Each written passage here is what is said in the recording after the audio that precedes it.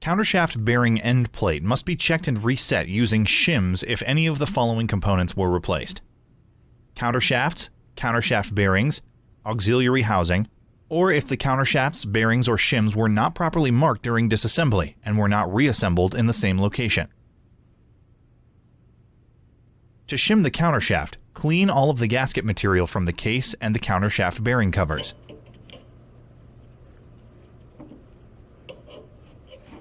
Install a shim setting tool like this. The tool has a 100,000ths of an inch raised section, so a shim does not need to be installed while using the setting tool.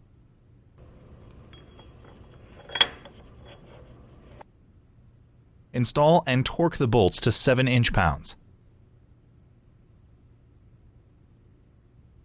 Measure the gap between the shim setting tool and the auxiliary housing gasket surface on both sides using a feeler gauge as close to the bolts as possible.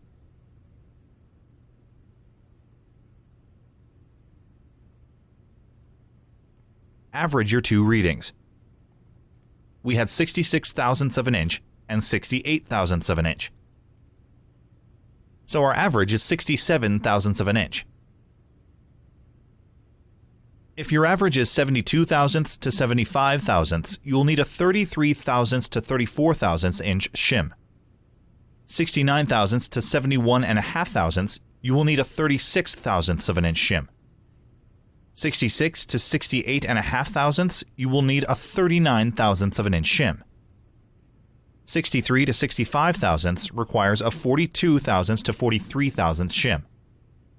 And a 60 to 62.5 thousandths clearance requires a 45 thousandths to 46 thousandths shim.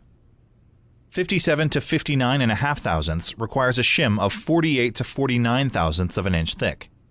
And a measurement of 54 thousandths to 56 thousandths requires a shim between 51 thousandths and 52 thousandths of an inch thick.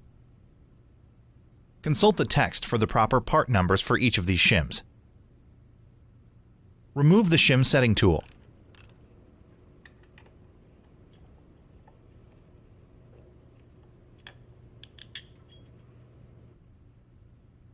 Apply thread sealant to the bolts, select the proper shim, and install it with a new Eaton Fuller gasket.